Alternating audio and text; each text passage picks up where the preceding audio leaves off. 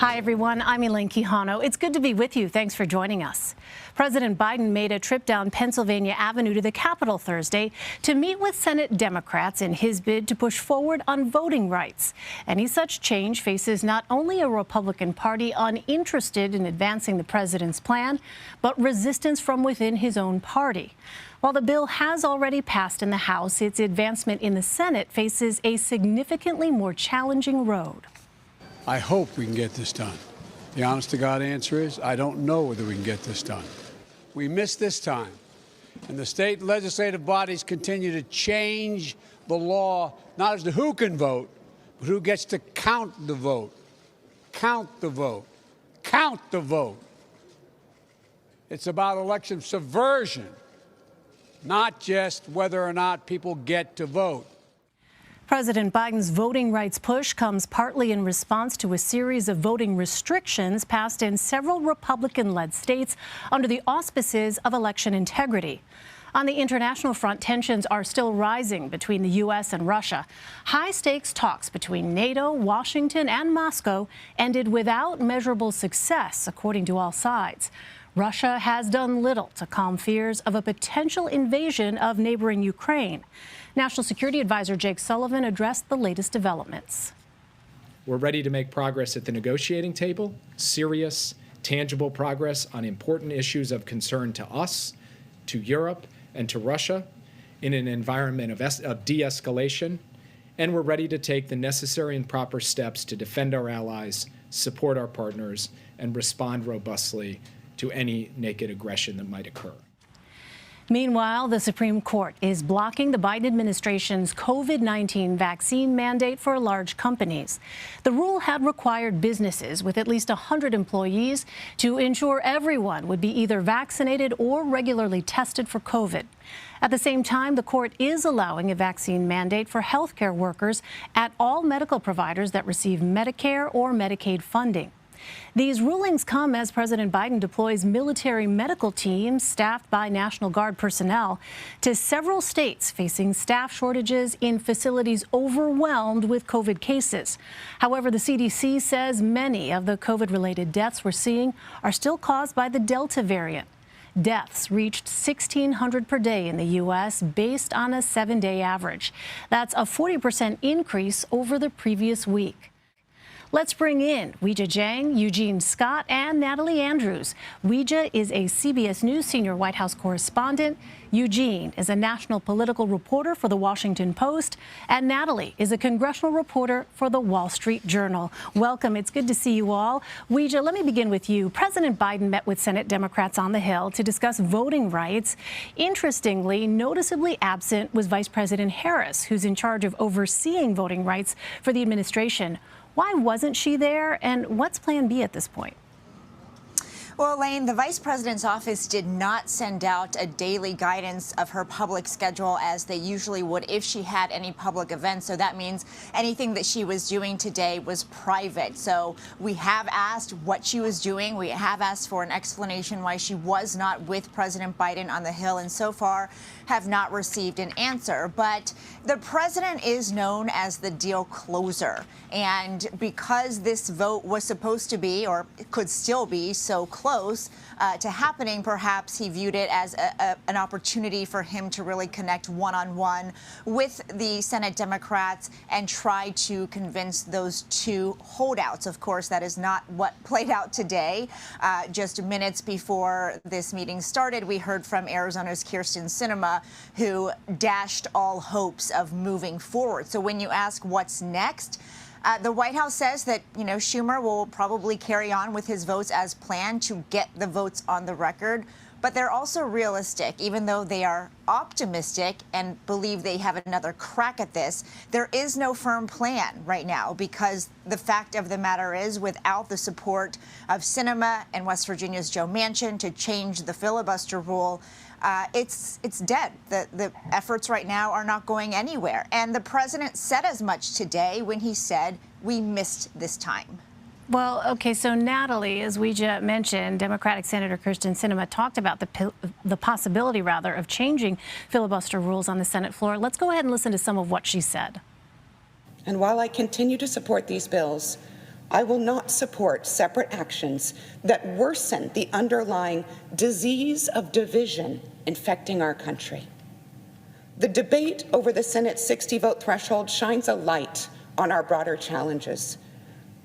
There's no need for me to restate my long-standing support for the 60-vote threshold to pass legislation. And there's no need for me to restate its role protecting our country from wild reversals in federal policy. So I'm wondering what you're hearing, Natalie. I mean, how are Democrats planning on moving forward at this point? And, you know, given the difficult political terrain for Democrats on this issue, what are they saying about, you know, what is going to be and what has been a very public display of discord within the Democratic Party on this issue of voting rights?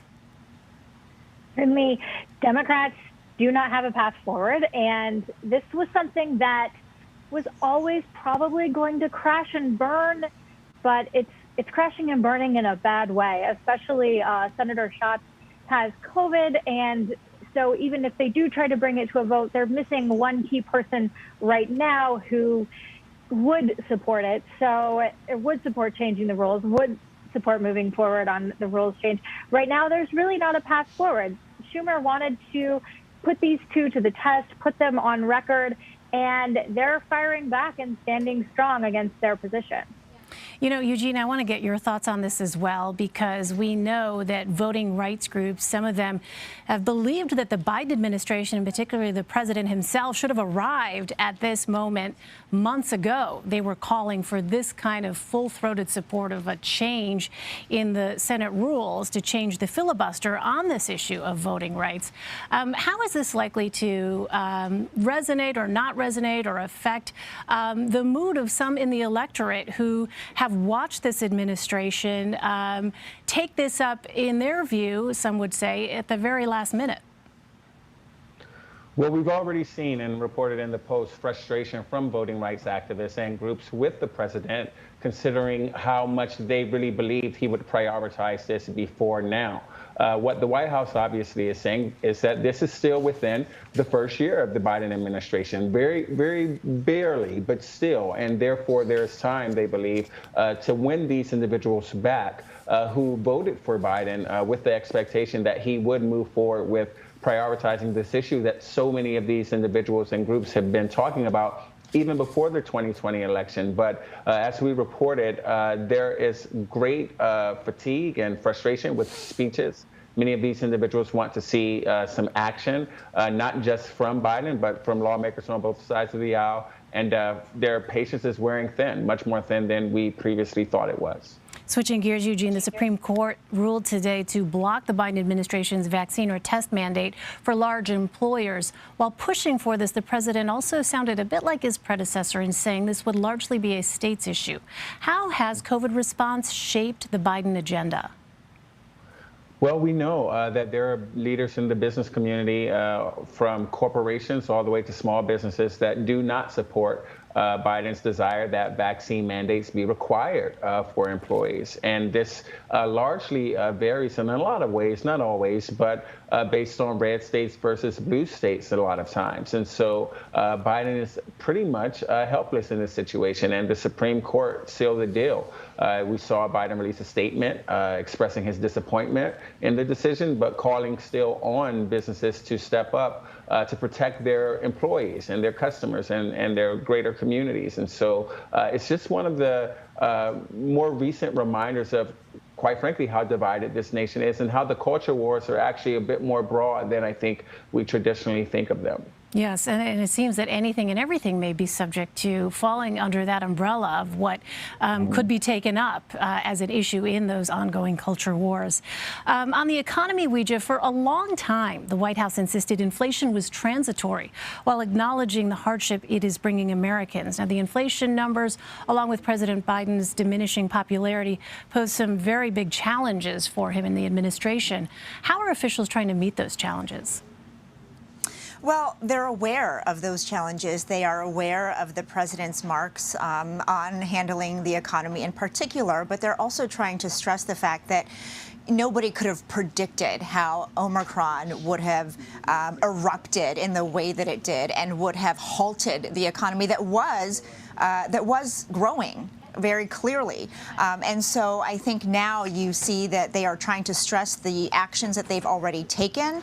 They are once again trying to push the president's Build Back Better Act because they have always said that that will offset the cost of rising prices. But Elaine, what's interesting is that in the statement that the president put out yesterday regarding the latest prices, he did not explicitly mention Build Back Better because, of course, we know some Democrats in the president's own party, Joe Manchin specifically, has expressed a lot of concern about passing that piece of legislation given inflation. And so perhaps that's why they steered clear of mentioning that too much. But I think at this point, they're really banking on timing, right? Because the president has put policies in place. They have passed that tremendous infrastructure law that is still making its way through the states. And they're really banking on that to impact Americans, to create new jobs, to help people pay their bills. So in this moment, it's hard to imagine, but the White House does believe that eventually these policies will bear fruit and will help people pay those rising costs. And they do acknowledge that it's tough for people out there. Well, Natalie, Senate Republicans, meantime, posted some impressive fundraising totals yesterday. Today, some vulnerable Senate Democrats are showing some big totals for the final quarter of 2021. How might the money be a preview of the midterms? Elaine, this is going to be a dogfight. And with a 50-50 Senate and the House with a paper-thin majority, these numbers matter because this is where we're going to see ads. I mean, Mark Kelly in Arizona had a very impressive fundraising haul. Maggie Hassan in New Hampshire. These Democrats are gearing up, but so are Republicans. And Republicans had a very good day today. And when I've talked to Republicans, they are excited about things like school closures. They feel like that's a good thing for them to campaign against and to blame Democrats for. They're feeling like they're having a good January, especially as they get into the campaign season, especially with the Supreme Court ruling on vaccine mandates and then Democrats struggling to pass key planks of Biden's agenda, like the Build Back Better, which is struggling. Nancy Pelosi didn't even mention it in her press conference today. And overall, there were successes of 2021, and Democrats are really going to have to use that money to tout those successes that they had in 2021 because it's not looking like they'll have a ton of legislative energy in 2022 to get more things finished. Yeah, it'll be really fascinating to see what messages actually break through and resonate, certainly, given just how busy of a news environment is and given the fact that Americans are still, obviously we're all dealing with the pandemic. So some big battles shaping up. Eugene, Senator Lindsey Graham says that he may not support Senator Mitch McConnell's leadership unless McConnell effectively makes up with former President Trump. The two have been at odds very publicly. Has McConnell said much publicly in the way of criticizing Mr. Trump lately? He has not, which was quite interesting regarding the comments from Graham, because it seemed as if he was pointing to more past comments than where McConnell is presently. But I think what we know from Graham, if you reflect on how he has spoken and behaved in the last 4 years, is that he is loyal to Trump, and he really believes that he is the leader of the Republican Party. And that makes sense considering how popular Trump remains with Republican voters.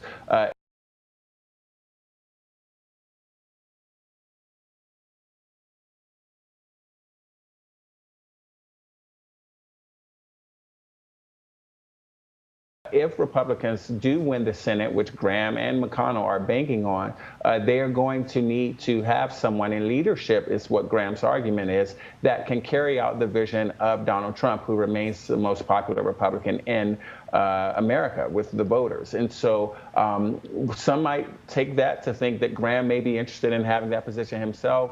Some may be wondering whether or not McConnell and Trump still have some lingering feuds, but it's something we certainly will be keeping our eye on as we head into the midterm elections. WEJA Vice President Kamala Harris sat down for an interview with NBC News. When asked about the 500 million COVID tests that the White House promised every American, here's what she had to say. Shortly, though they're going to go out shortly. They've been or- ordered. They've been ordered. I have to look at the current information. I think it's going to be by next week, but soon, absolutely soon, and it is a matter of urgency for us. Ouija, did the White House overpromise on these tests?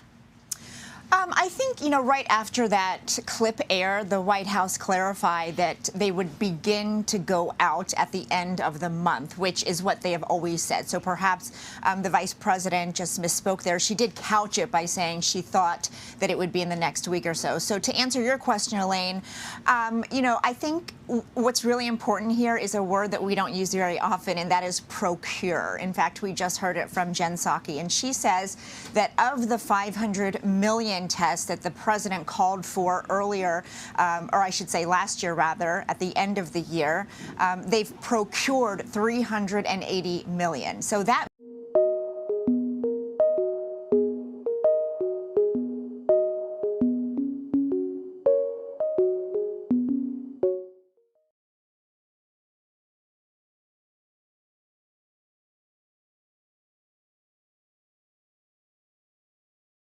Here we go. I get up, and I'm jumping around, and the lump is around, get so comfortable now.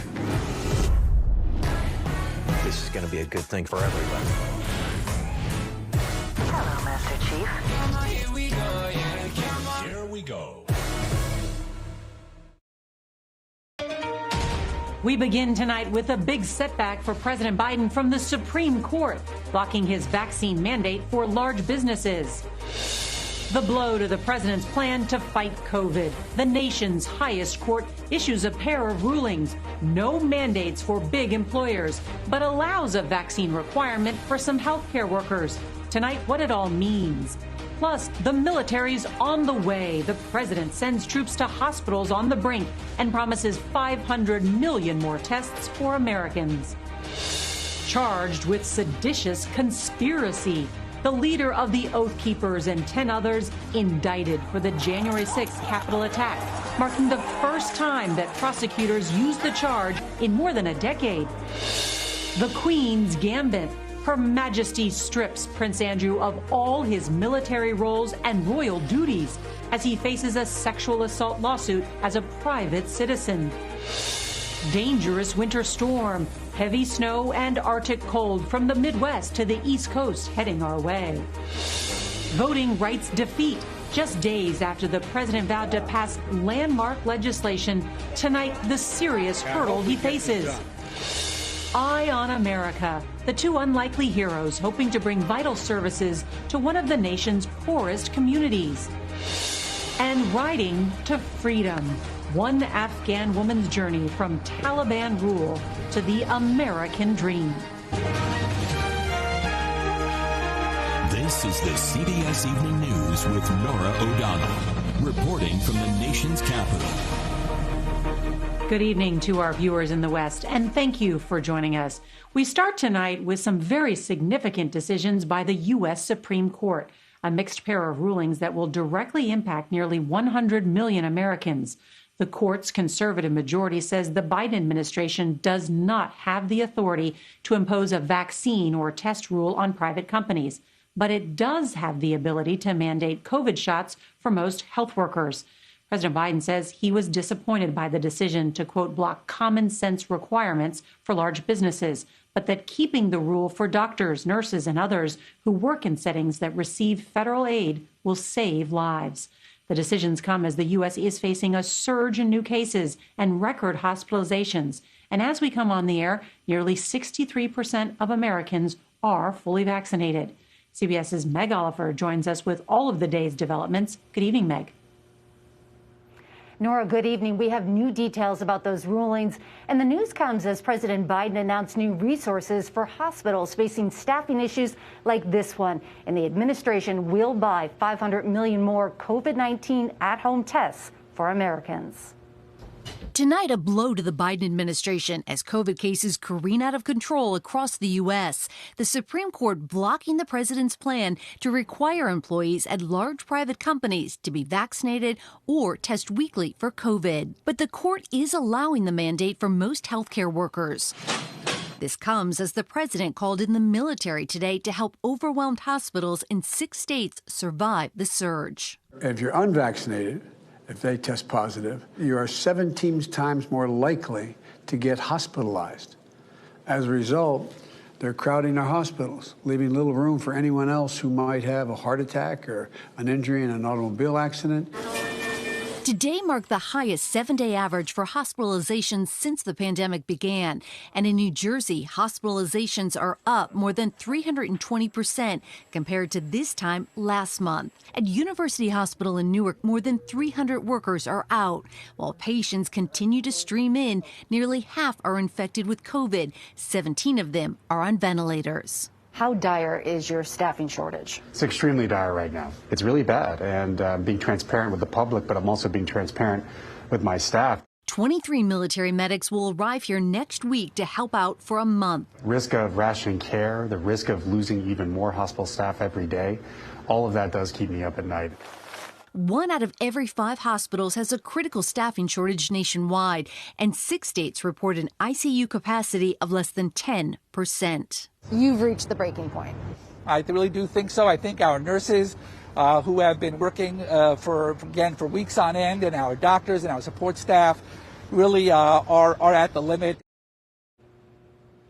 There is a glimmer of hope. Over the last 4 days here, Dr. Elnahal says cases have leveled off, but the severe staffing shortages could last several weeks, if not months. Nora? Thinking of our healthcare workers, Meg Oliver, thanks. We turn now to a significant new development into the sprawling investigation into the January 6th attack on the Capitol. The Justice Department today, for the first time, filing the most serious charge yet against members of the Oath Keepers. Seditious conspiracy, alleging the group conspired to overthrow the U.S. government with force. CBS's Jeff Begays has all the stunning new details. Prosecutors say the 11 Oath Keepers charged today with seditious conspiracy began planning for an attack shortly after President Biden's victory became official. It's just amazing that Trump let the election be stolen out from under him and then let our country be stolen like this, our government. The far-right extremist group's notorious leader, Stuart Rhodes, a former Army paratrooper with a Yale law degree, sent a message to a group chat on November 5th. We aren't getting through this without a civil war. Over the next month, prosecutors say Rhodes, arrested today in Texas, used encrypted apps to organize the January 6th assault. Members of the Oath Keepers, outfitted in full combat gear, were seen marching in a military-style stack formation through the crowd, up the east steps of the Capitol. Prosecutors say Rhodes, who was not inside the Capitol, was directing them via cell phone and a chat app. The indictment alleges that the stack split in two once inside the Capitol, one toward the Senate chamber to disrupt the certification, and the other toward the House in search of Speaker Pelosi. Prosecutors also say Rhodes had several armed quick reaction forces on standby in Virginia that could be called in to escalate the attack.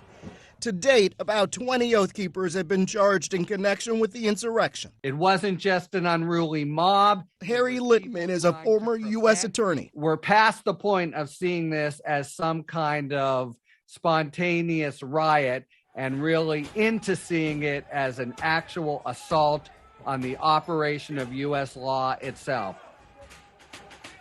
Tonight, Rhodes' attorney disputed the charges contained in the court documents, including the allegation that after all the violence here on January 6th, some of the Oath Keepers went to a restaurant in nearby Virginia and they celebrated and also allegedly planned what was coming next. Nora. Jeff Begays on Capitol Hill. Now to the weather. A massive storm system will bring up to a foot of snow for parts of the plains and Midwest on Friday before taking aim at the south and the east this weekend. CBS's Lonnie Quinn is tracking the storm for us. All right, what are we going to get, Lonnie? All right, well, right now, first of all, Nora, we're watching a storm that doesn't look like much of a storm at all right now. It's going to develop. If you take a look at the radar picture, you know, off the west coast, it's like around Seattle or so. It's just coming on shore right now. It's a mess. It gets organized. It makes its push through the northern plains. And take a look at how the Futurecast is handling everything. A place like Des Moines picks up a half a foot or more. By Saturday morning, 6 a.m., it is snowing from Omaha over towards St. Louis. Now by Sunday morning, We have snow as far south as Jackson, Mississippi, and that stretches all the way up to places like, I'll say, North Carolina or so. The icing is taking place from Atlanta into Raleigh. By Sunday night, we have snow falling from Atlanta to portions of Pennsylvania. And I think the biggest totals of all, we are going to find western North Carolina, western Virginia, upstate New York. And those numbers look like this. Nashville comes in with 6 inches. Asheville comes in with 16 inches. The biggest number, Buffalo, about 20 inches. But the big northeast cities missed this one, maybe an inch or so around Philadelphia, Boston, and New York City. Nora, that's the way we see this storm. Lonnie Quinn, thank you. In a last-ditch effort to pass voting rights legislation, President Biden made his way down Pennsylvania Avenue to Capitol Hill today to meet with Senate Democrats. But in a sign of how the meeting went, the president all but accepted defeat, admitting he doesn't have the votes to get the landmark bill through Congress. Here's CBS's Scott McFarland. Mr. President, whose mind can still be changed? President Biden tried to use his political capital to swing some U.S. senators today, but was disarmed before he even arrived. I don't know that we can get it done, but I know one thing. As long as I have a breath in me, I'm going to be fighting to change the way these legislatures have moving. One of the 2 Democratic senators the president needed announced on the Senate floor she was not on board. While I continue to support these bills, I will not support separate actions that worsen the underlying disease of division infecting our country. Democrats are pushing voting rights legislation that would make Election Day a federal holiday, require all states to allow early and mail-in voting, and make it harder for states to pass voter ID laws. But without all 50 Democrats agreeing to change Senate voting procedures and push through the new voting reforms, there is no path forward. Former President Obama tried to nudge the holdouts in an editorial, writing, "America's long-standing grand experiment in democracy is being sorely tested." 19 mostly Republican-controlled states have passed legislation restructuring voting, placing limits on ballot drop boxes and imposing tougher rules for voter IDs. We missed this time, and the state legislative bodies continue to change the law, not as to who can vote, but who gets to count the vote. Count the vote. Count the vote. He's running scared. The left believes he's failed on multiple fronts, and they don't believe he's fought hard enough to bring about voting rights. CBS News has learned those 2 holdout senators are meeting at the White House tonight, but there's no indication of any spark to jumpstart his stalled political effort. Nora? Some late-night arm twisting. Scott McFarland, thank you. A stunning turn in the Prince Andrew Jeffrey Epstein scandal. Queen Elizabeth today stripped her son of all of his military titles and royal duties. Buckingham Palace made the announcement in a terse 2-sentence statement just a month before the Queen celebrates her Platinum Jubilee, marking her 70-year reign as monarch. CBS's Imtiaz Tayeb reports from London. Of all that glittered in Prince Andrew's gilded life, it was the pomp and pageantry of the military that saw him on parade. And now, that's gone. In a brief statement from the Queen tonight, she stripped her second son of a range of military affiliations and royal patronages. A palace source later confirmed Andrew would no longer use the title, His Royal Highness. This spectacular fall from grace comes just a day after a Manhattan court judge rejected his efforts to dismiss a sexual assault civil lawsuit against him by Virginia Giuffre. Giuffre says convicted sex offender, the late Jeffrey Epstein, trafficked her to the prince in the early 2000s when she was just 17, and says she was raped by Andrew, allegations he denies. So the idea of a financial settlement is not the thing that's of interest to her then, is it? A purely financial settlement is not anything that I think that she's interested in. This latest twist comes after more than 150 British military veterans wrote to the Queen to ask her to strip the prince of his honorary military roles. Andrew hasn't performed any official duties since 2019 and is rarely seen in public, but was pictured leaving his home in Windsor today, just hours before the Queen's announcement. A source close to Prince Andrew tells CBS News this case is, quote, a marathon and not a sprint, and that Andrew will continue to defend himself. But after tonight, that defense, the palace says, will be as a private citizen. Nora. Imtiaz Tayeb in London. Some breaking news. California Governor Gavin Newsom has denied parole to Robert F. Kennedy's assassin Sirhan after more than a half century behind bars. Newsom rejected a recommendation from a two-person panel of parole commissioners saying the 77-year-old Sirhan poses an unreasonable public safety threat. Well, the Kennedy family says they are deeply relieved by the decision. We turn now to a hidden crisis that's threatening lives in our most vulnerable communities. Many are living without things that most of us take for granted, like running water and sanitation. The new $1 trillion Infrastructure Act provides nearly $12 billion to fix that. In tonight's Eye on America, CBS's Adam Yamaguchi takes us to rural Alabama, where help is desperately needed. America in the 21st century hides its shame in the backyards of the rural poor. In Lowndes County, Alabama, Perman Hardy knows all about it. When there's a lot of rain, you cannot flush the toilet. And if you did, it would be all over your house. Yeah. When it go bloop, bloop, get ready. Here it comes. In the unincorporated areas of this county, where Martin Luther King famously led the Selma to Montgomery March, there's no municipal sewage system. And for an estimated 80% of households, no adequate septic system either. It backs up in the shower, backs up in the tub, gnats everywhere. Raw sewage regularly flooded Kenneth Gordon's 83-year-old mother's house. This the tub, the toilet that have most of the problems. He had to move her out. Were you concerned about your mother's health? Yes, very, very concerned about her health. Untreated sewage can lead to bacterial infections and intestinal parasites. The only solution is a new system. But the hard clay soil here requires specially designed septic systems that can cost as much as the median household income in Lowndes County. Right there. With the brown car in it? The brick house. Yeah, which is why Sherry Bradley of the Alabama Department of Public Health and Perman Hardy are taking matters into their own hands. This is the first meeting of the Black Belt Unincorporated Wastewater Program.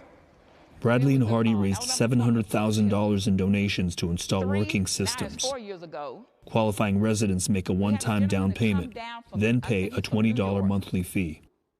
Every time it rains, people, they know what might happen. They know that sewage may shoot out and come back in their house. What sort of damage does that do? I can't imagine. I just can't imagine. Thank you so much for helping out here. But on this day, Bradley and Hardy's teamwork paid off. They got a new septic system installed at Ernestine Gordon's place. I am so happy that I don't have to come outside and look at this. It's going to go that way instead of that way. And Mom said, hallelujah, hallelujah. It's a great day. It's been a long, hot day. Rena Gordon can only hope she's next. Do you know when that might happen? I really don't know. I hope it be soon. Adam Yamaguchi for Eye on America, CBS News, Lowndes County. And now we've learned the Justice Department is opening an investigation into the state. Well, still ahead here on tonight's CBS Evening News, a wild video of a brazen carjacking in New York City. Tonight's Eye on America segment is sponsored by United Healthcare Medicare plans. Get Medicare with more.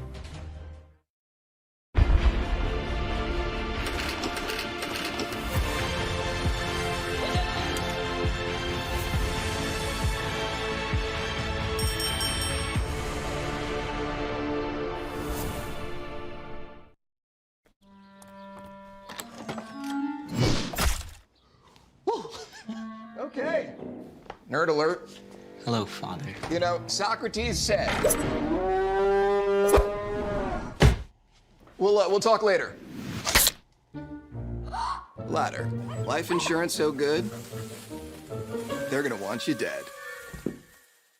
But seriously, intentionally killing a policyholder will void all life insurance benefits. I love you too, guys.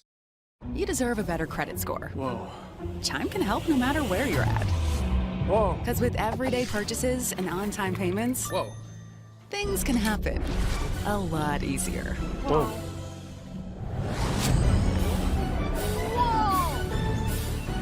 Whoa. Whoa. Whoa. Oh, you deserve some credit. Whoa. Get started at Chime.com. Okay, this book is so you. It's about a workaholic who seriously neglects her love life. Thanks, Mom. I've got a book for you, too. It's called Not a Happy Family. Ha ha, very funny. I gotta run. I'll call you later. Okay, this book is spot on. Well, yours was a great choice, too. The great choice was joining Book of the Month. Of course it was. I suggested it.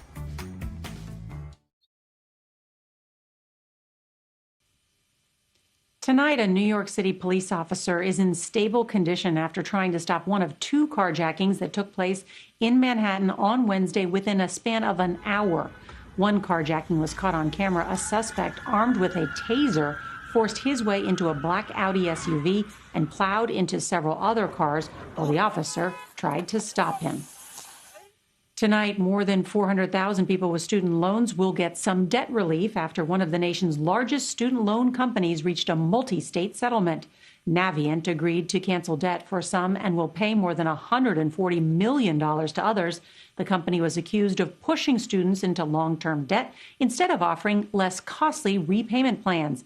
Navient denied acting illegally and did not admit to any wrongdoing under the settlement. Coming up next, a young woman's ride to freedom from Taliban rule to the American dream. You're not crazy. You never have been. The visions you've had your entire life aren't hallucinations. They're memories. You're talking about reincarnation. The legend never die, you get reborn. We call ourselves the Infinite. We remember skills from all our past lives. It takes 10,000 hours to master a skill. How good would you be after 1,000,000 hours? Pretty damn good. We have fought one another for centuries. But you can't stop what's coming. Kill them all. There's still time. Time! No more time! The legend never die, you get reborn. Infinite, now streaming on Paramount+. What you've done before today is not my concern.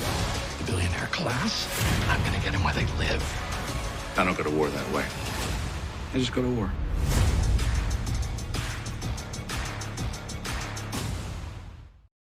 We're here. Let's go save some lives.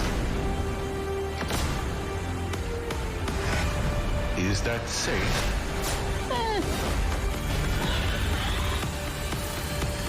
Go save the world. No, I will.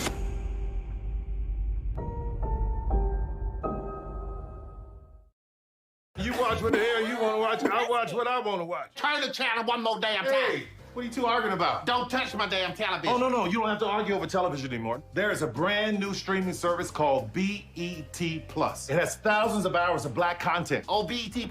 Commercial free. Hey, and all you need is Wi-Fi. Will Packer has a brand new show on it called Bigger. Tracy Oliver has a show called First Wives Club. I got a show called Ruthless. It's incredible. I am not gonna sit here arguing with you over my damn television. Go get BET+. You're gonna love it. Did you know CBSN has 12 local streams from coast to coast? You can watch wherever you are. Just download the free CBS News app or check us out on all your favorite platforms. We're always on.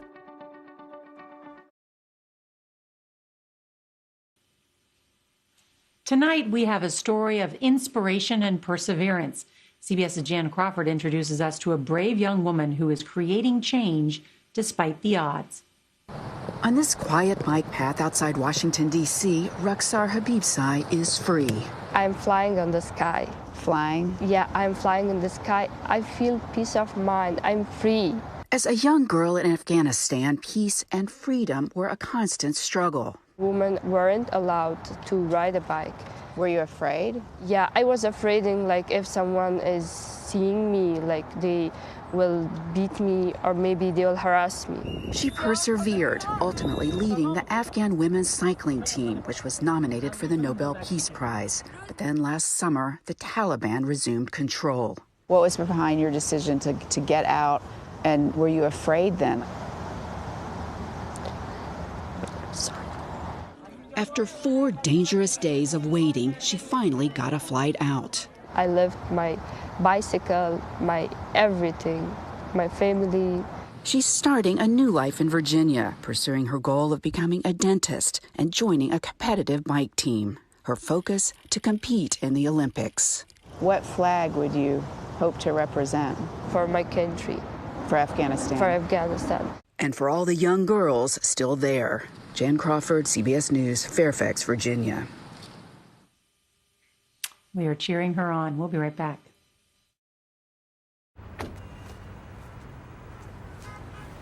I'll buy it. Great. 11,000 like we agreed. 11 grand's a little steep, but I'll tell you what I'm gonna do. I got $400 here in cold cash, and I got my Nana's wedding ring. What? Do you like ocean stuff? Fresh frozen lobsters. If you add all this up, basically it's 11 grand. Never negotiate with strangers again. Vroom offered $12,000. Yeah, and I didn't have to haggle. Sell your car entirely online on vroom.com.